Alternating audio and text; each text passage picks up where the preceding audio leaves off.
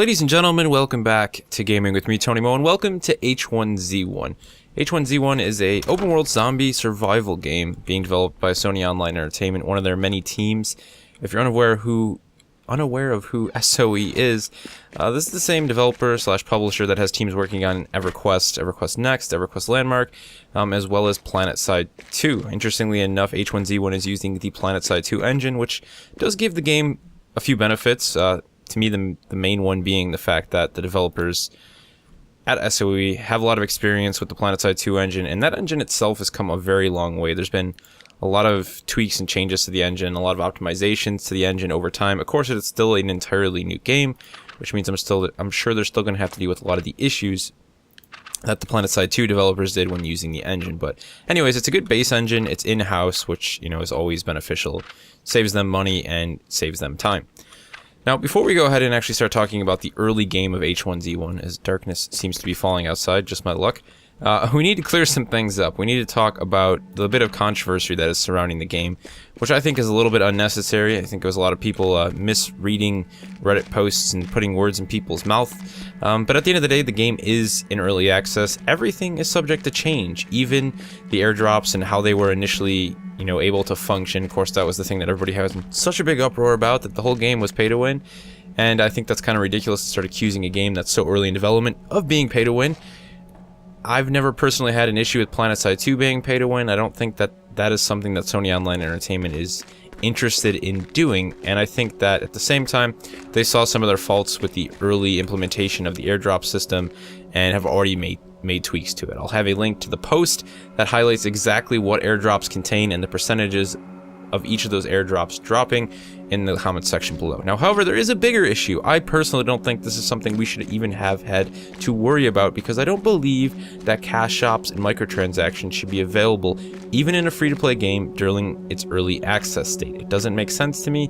Your game isn't finished. There's too many bugs. At least wait until the game is stable, then start allowing people to purchase things with microtransactions. At the same time, I think it would be fitting that any money a player spends while the game is in an early development state on microtransactions should be refunded in some way when the game actually releases into its full free-to-play state, much like Hearthstone did as it went through its different forms and stages of closed and open beta. But that's to be seen as to whether or not the developers will do something like that. I imagine not. However, I don't advise purchasing microtransactions ever when a game is in early access. Now, H1Z1 is actually $19.99. I said it's free to play, but it is $20 to buy into the early access. If you want to get the game completely free, you'll have to wait till it actually goes into its sort of full or beta release, whenever they decide to actually make it free to play. Currently though, if you're hopping in, you're buying it on Steam Early Access and you're paying $19.99. Again, early access is something that I never ever advise people to purchase into. I like taking a look at early access games because I just like playing games when they're early in development and talking about them and seeing what they have to offer. And on top of that, I said a lot of negative things about H1Z1 before the game was even out, and so I had to see what it was all about and whether or not it was going to be able to sort of prove me wrong in any way. So now that that's all said and done, you don't have to ask me about my opinion on it ever again, because I don't feel that it needs to be talked about anymore. Basically, I don't feel the game is pay to win. It's too early to even say that. Let the developers work on some things. They've been really great with feedback and listening to the community. That's been a big positive through this whole sort of crap storm that they've been dealing with, is that they are being very vocal. And I think there's some great people on the SOE H1Z development team, and I hope them the best. And cash shops should not be functional when a game is in this early of a state. Now, moving on, let's actually talk about H1Z1, because that's the most important thing, is if the game is any fun to play, what does it have to offer, even at an early state like this? So, it isn't feature complete, but there is quite a bit here. And one of those things that you're seeing in effect right now is me panicking as oh, what is that? Yeah, that's a backpack. I could use one of those. Is the fact that there is a full sort of stamina and health system and hunger system, and right now I'm currently dehydrated and starving. And I'm very low on health. That's all going to start to affect my character very soon, and I'm going to slowly start losing health, which is not good. So we're going to go ahead and shred the satchel here that we actually made from a couple scraps of cloth, and then we're going to go ahead and turn those scraps of cloth into a bandage. Using bandages not only stops you from bleeding, but it also gives you a little bit of health back over time. So they're sort of the equivalent of medkits currently. I imagine that will change. As I said, everything is subject to change. This is an early access title. I'm sure a lot of things will end up much, much differently by the time the game hits its initial release date. We need to find some more food and supplies, though. That's our biggest issue here. So we're going to run into the forest and hopefully find some berries. And I'm going to try and actually talk about this game a little bit more. Because I think the biggest question that people have, even as the game is so early in development, is, you know, what makes it stand out from other survival games of this nature out there? Obviously, the bigger one being DayZ. Now, I don't quite think it... There's a zombie over there. I don't quite think it's fair to make a comparison between the two, just because the amount of time that one of them has had in development, and just... It doesn't make sense to me to do that right now. So I'm just going to instead focus on talking about what H1Z1 has to offer and why I've actually been enjoying it a lot. Why so far it has been pleasantly surprising me. Especially when, you know, the reason I keep playing these zombie survival games left and right, the reason... There's another player over there. Just hide from him for now. The reason I keep diving headfirst into these early access for these zombie survival games is because I'm hoping that one of them will eventually sort of, you know, do things right. I think there's this really big focus in these games on these larger sort of elements like map size, and they sort of lose focus over what's important for the actual experience. That being, number one, the effectiveness of zombies, the difficulty of survival, which you can see right here. We're probably going to have to die and start up a new character here. And the third one being is like the atmosphere and the situations that players are sort of forced into on a moment-to-moment basis. When you look at something like DayZ, to make a comparison, the game is very much driven more by players and less by the zombies. The zombies have always been a problem in DayZ, and I think that it actually ended up being the case that players didn't mind that, and people who play DayZ actively are more about the player interaction. Where I always felt like there needed to be a nice balance of both, because players eventually got bored and the whole thing just turned into this giant team deathmatch. I don't think that had to be the case. I think that having that unique balance between the effectiveness of zombies and player interaction can prevent that from being so. It can make people... it could force players to make a harder decision when they do stumble across another player. For example, me choosing to just completely pretend I don't even exist to that guy who had the flashlight over there. I'd rather him not even see me because there's zombies in the area. The last thing I need to worry about is another player trying to axe me to death. And he's probably thinking along the same lines because the zombies are immediately rather effective in this game. I like that. It's one of the first things you notice is that getting in a melee fight, a melee bout with a zombie, is never a good idea. They shred into you pretty quickly, they'll drain your health, not to mention engaging in melee combat with anyone, not just zombies, players, as well as wildlife, drains your health, drains your energy levels, and it drains your hydration levels rather rapidly.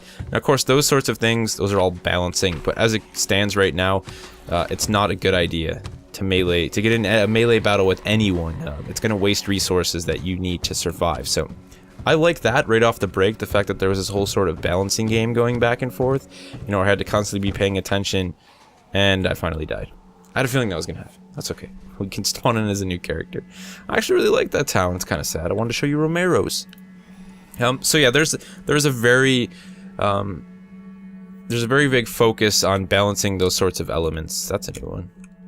Oh, there we go.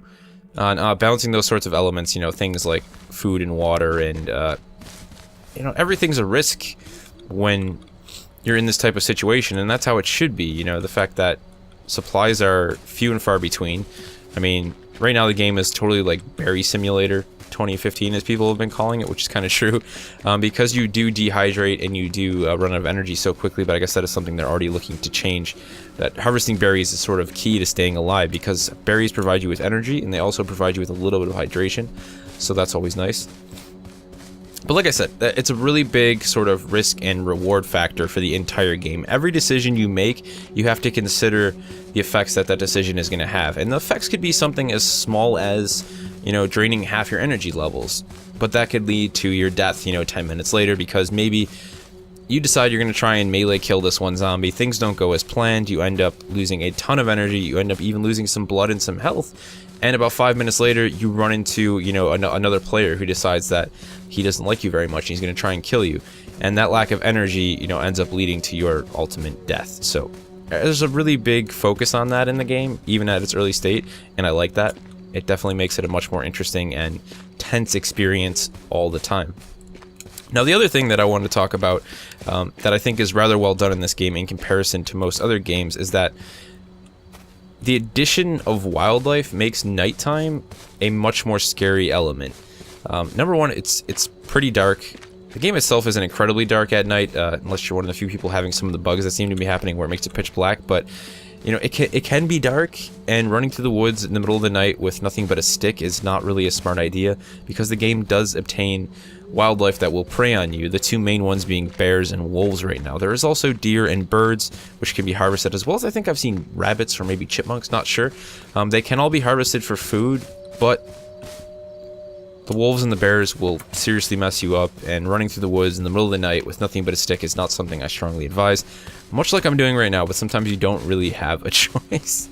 So just in general, the nighttime in the game feels really well done. There seems to be, I haven't really actually sat down and timed it yet, but it's maybe something like 15 minutes of night, 15 minutes of day. Could be longer, could be shorter, I'm not positive. But it is not using a full 24-hour day and night cycle, which I personally appreciate, because for someone like myself who often does most of my gaming at night, I don't think it's fair that every time I log on, just because I'm on the East Coast and I'm playing the game at night, I'm on an East Coast server, that I have to play in the dark. That doesn't make any sense to me. Some people like that sort of sense of realism, but I'm not personally a fan of it. Playing a game all the time at night is frustrating. It's nice to have a clear cycle and actually sit through multiple sessions of night and day in one play session. It just makes sense for this type of game. So all that being put aside, the darkness, you know, the idea of night and daytime and everything, that all obviously ties in with the atmosphere of the game, the overall feeling of the world, what it's like to be in the world, you know, what sort of checkboxes does it tick, I guess you could say. And one of the biggest things for me that I wanted to show you guys earlier when I was back in that town is that the world itself does seem to have a lot of character and personality. For myself and many other members of Praxis who have been playing the game, one of the biggest things is the location of several Romeros. Romeros are these sort of large grocery store chain, apparently a chain that exists in the world of H1Z1, because there's not just one store, there's actually several stores that we found located at 3 different towns so far. So there's one at Chicato, there's one in Cranberry, and there's one at one other location that I can't quite think of right now. That's a zombie standing out there. But I like the idea of that, you know, that the stores have very prominent names, and some of the names are actually really funny. There's a couple that I can't quite remember right now, but that were sort of just play on words that were really well done. But those small elements, they add a lot of character to the game. They give it a bit of... Let's see. There's a road, at least. They leave memorable landmarks that are not only used... Oh, that's a wolf. That are not only used for navigation, but again, they just add personality to the world. You know, the fact that everyone knows what Romero's is in H1Z1 after they played the game for a little bit of time is a nice touch. I like that. It helps bring the world to life. I think it's still chasing us. Yeah, it's still chasing us. Alright, we're just going to keep running. So right there, the atmosphere is pretty much clicked for me. And at the beginning of the game, that house that you saw is in, that was one of the small neighborhoods. Several of the houses are actually boarded up. But some of those houses that are boarded up can still be entered. You just have to find the sort of hidden passages. That one, as you saw, sort of leads through the garage. We have to try and kill this thing with the stick because it's just going to murder us.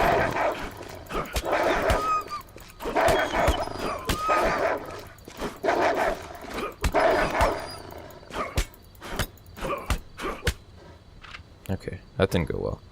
Let's eat some of these cranberries. Luckily we didn't start bleeding. We would have had to like tear up our shirt. Oh, we do have a bundle of gauze actually. Forgot every character starts with a bundle of gauze, which is always nice. Okay, so as I was saying though, that one house that we were in it's just a very well designed location. You know, it's boarded up. It feels like a nice defensive location, and the fact that so far as I've been able to tell, most of the time when I've been hiding from zombies in locations like that, they haven't been able to get in. That's one of the other nice things, is that almost every other zombie survival game you've played, the zombies are broken in some way, or they're just not effective enough. In this game, there's a nice balance of the fact that the zombies are actually really effective, but at the same time, they don't walk through walls, they don't glitch through like the sky and then through the floor, so you can actually have moment-to-moment situations where you're hiding from zombies inside of something like a camper. I'll actually show you guys that footage. This happened to me. My very first character, I was running down the highway, being chased by a couple Zeds, and I managed to hide inside one of these campers, and they eventually sort of just gave up and left. So that was quite convenient, and it also was just a really great, memorable moment. And the game seems to manage to create a lot of those. Not just through player interaction, but through interaction with the zombies, through, you know, with the wildlife.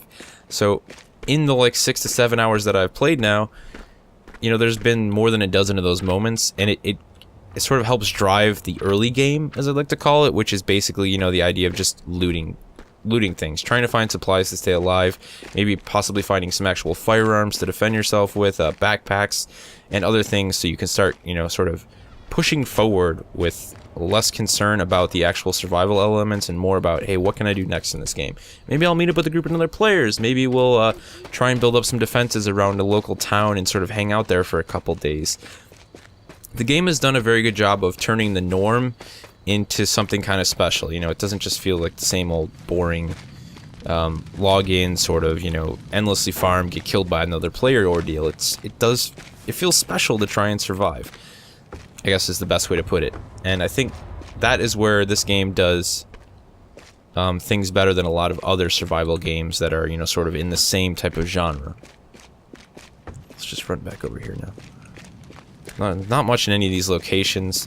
One of the biggest things is that I've really liked, and I wanted to stress this again, is that the team is genuinely listening. There's a lot of community feedback being given, and they seem to be taking it all in. And I'm also really impressed with just how rapidly they've been pushing out updates and patches, and I think a lot of that had to do with the fact that they felt they had to deal with the sort of... where did they come from? They had to deal with the sort of backlash that was being received by many players regarding the airdrops. And whether that's the case or not, whether they did it only because of that, or if they did it because they actually feel like, hey, we want to make this game good, either way, they did it, and that's all that matters to me. It should kind of be the norm, you would think, that when you put out a game, you know, you should be doing whatever you can to make sure that the game is improving as rapidly as possible. But that's not always the case with a lot of these titles. It's not always the case with anything in early access. You know, you see games sit in early access for months at a time, or when they receive no update. There's not even any sort of, you know... Lovely. There's not even any sort of just, you know, reach out to the community to let them know that they're working on something. Games just go silent for months and months on end. So this is actually a player-created shack. So I guess that's one of the other things we should talk about, because it's actually pretty important in an early game. Nope, close the door.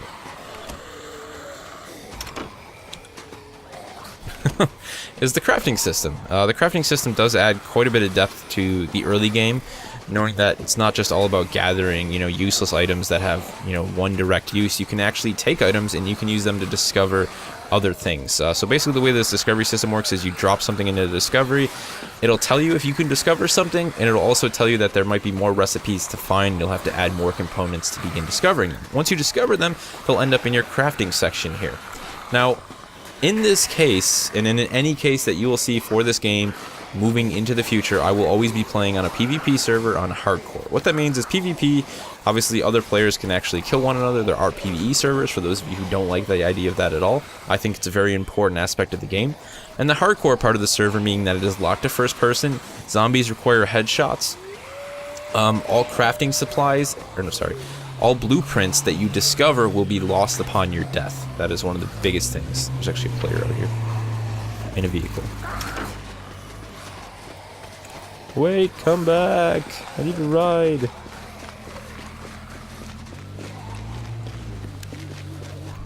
See if we can talk to this guy. Hey dudes, can I have a ride? This could end really well or really badly. Hello, sir. You guys mind giving me a ride? Where are you gonna go? Can't tell if that's a no or a yes. Oh. It's just gonna run over some zombies first. And the other part of things is vehicles. Vehicles do exist in this game, even at this early of a state. However, when you find them, they're... Where do you need to go, sir? Can't get in. There's a lot of zombies that thing is attracting. That's the first time I've actually seen one up and operational. So basically the way vehicles work is that You can find them in the environment. There's police cars, there's jeeps, but they're often missing components, whether it be spark plugs or fuel or engine parts. You can then find those components, you can salvage them off of other vehicles, I believe. I'm not actually sure how that works entirely, and then you can, you know, sort of implant them into the other vehicle, and you can get the vehicle up and running and drive about. But fuel is a very, very scarce material, element, object, thing. Since gas stations don't actually, like, work and run. So it's a bit difficult to actually get one that's going to be able to stay up and running for a long time. But I don't actually know how the fuel degradation, I don't know what the fuel economy is like on the vehicles in this game. So that's the first time I've actually seen a guy actually driving about in one, or several players. Right now, in terms of map size, the map is about a quarter the size of Chernarus Plus, a little bit less than that, I believe. They do plan on sort of continuing to expand it and grow with it, but right now what exists is a map that is roughly a quarter the size of Chernarus Plus. So vehicles are definitely a welcome addition. I like... Oh, that's bad. I just fell off a cliff. I like how you have to find the parts for them. They're not something that you can just easily get up and running. Like I said, that's the first time I've even seen another player in a vehicle that was operational, so they're not the easiest of things. But it's definitely nice to have them in this game, because this map it's not small by any means, and the only sort of navigational tools that you have are landmarks, and a lot of the locations that you'll discover, main, you know, locations, will actually have maps that show small portions of the map and tell you, you know, you are here. There's also street signs. All of the, you know, roads are labeled at some point, so it's not completely impossible to find other players or friends when you log on, but the game right now is definitely not focusing on, you know, having grouping up or any sort of... That's a zombie. Or any sort of partying mechanic. I don't know if they ever plan on having that in the future, and I don't quite agree with it. I like the idea that maybe if you meet up with a group of players, you can join a party, and, you know, you'll get some sort of a bonus or a benefit or some sort of, you know, extra bit of awareness, you know, on the map that says, hey, that's where my friends last were. But other than that, I like the clean-cut idea of you create your own player factions. Maybe everybody wears the same type of clothing item, the same hat, you know, the same color shirt, whatever it may be, but I don't like the idea of actually allowing players to create groups and then spawn in on each other. That ruins the entire experience. I think if the game is designed well enough, players will be able to use things like maps and road signs to find each other even after death. And once you do find each other, the idea of trying to stay alive as a group is all part of the experience. It makes it that much more enjoyable knowing that if you die, you're going to get separated from the group, you're going to have to find them all over again, you're going to be on your own, and you really don't have the benefit of that, you know, security in numbers situation anymore. So I like that. I like that a lot. Let's go ahead, just search this vehicle. We're kind of in the middle of nowhere right now. I'm just following the road. The hardest thing is respawning in as a new player at night because, yeah, I mean, your visibility is cut. You know, obviously the distance that you can actually see objects is cut down very drastically. So it makes navigating much, much harder. The best thing you can do is sort of find a road and stumble upon it. So far, roads haven't been a really bad place. This guy's just driving around in the police car. I think he was actually role-playing as a cop. He kept saying sir, so I'm assuming he was, which is kind of hilarious. I would have liked to ride, though. What's this? Yeah, not much interesting here. What were we talking? We were talking about the crafting system before I was so rudely interrupted by the man in the police car. So that shack that we actually saw back there was a player-created object. So in the crafting system, you have the blueprints like I was talking about. You can also actually chop down trees in this to get firewood. You can use that to make planks, which can then be used to craft and create structures. And base building is actually a thing that is currently available in this build of H1Z1. So you could actually build a base eventually with a group of friends. The bases do degrade over time because this is an active server. It's functioning 24/7. You know, it doesn't, like, you know, have restart times or anything like that. So they don't want people to be able to just slam structures all over the place and, you know, clutter the entire map up. So bases will eventually degrade. But the idea of building a base in a certain location and then just defending it for, you know, a small amount of time is pretty cool. I think that's an awesome idea. And the fact that everything is made out of wood, I do believe eventually you'll have like metal materials so you can have bases that last longer. There's a whole bunch of stuff they're trying to do with that, but right now that is pretty early on. We're just going to keep stumbling down the road this way. But I think I've covered pretty much everything that has to do with the early game of H1Z1. Right now, it is pretty hard to stay alive early on. They're doing some tweaks, but they said they still want to keep it difficult. I like that. I don't think it should be easy to stay alive. You know, you should still have to have a strong focus on food and water and hydration and energy, because once you take those elements away, players will, number one, probably become bored a lot more quickly and start trying to just absolutely murder each other, which is never fun. The other nice thing, though, about this game being sort of a brand new release is that people don't know the map yet. And as far as I've been able to tell, no one has, like, put out an actual overhead view of the entire map at this point in time. So it's still very new to a lot of people. A lot of people are discovering landmarks and cities and things like that. But there isn't any really go-to sort of location for obtaining weapons and gear. Everything is random right now. No one knows, like, hey, let's just run to the firehouse, pick up an M4, and call it a day. If the game ever gets to that point, I think the developers will have failed a little bit in their attempts, because you just don't want that to happen. Oh, this is new. Actually found a farm. I also think that's new. I don't remember it ever giving me a sort of name of a location when I stumbled upon it, but hopefully that never happens. We're still going to be taking a look at a lot of other components, a lot of other portions of the game. This was mainly a discussion on the early game and sort of just breaking down my overall initial feelings for it. I'm actually pleasantly surprised. Really the big thing for me is what I talked about earlier with those moment-to-moment situations that the game seems to put me in. I really enjoyed just sort of wandering about the world, discovering things and exploring. It all still feels very fresh and new, so maybe that will eventually wear off. But you mix that in with the difficulty of survival, and also playing with friends has been a nice thing, trying to meet up with some of the other guys from Praxis and sort of get in a group together. And there's also been a lot of really great player interaction moments for me. Even though all 3 times that those situations have happened, the player that I was interacting with didn't even realize they existed. It was mainly me hiding from people. I was inside of a house at one point, and I had found an AR-15 with no magazine, but I was like, yes, this is the start of something. And another player stumbled upon the house that I was in, and I was like, okay, if he comes in and he even like looks at me, I'm just gonna try and hold him up with the AR with no ammunition, and hopefully he runs away. But instead, I actually hid in the bathtub of the bathroom, shut the door.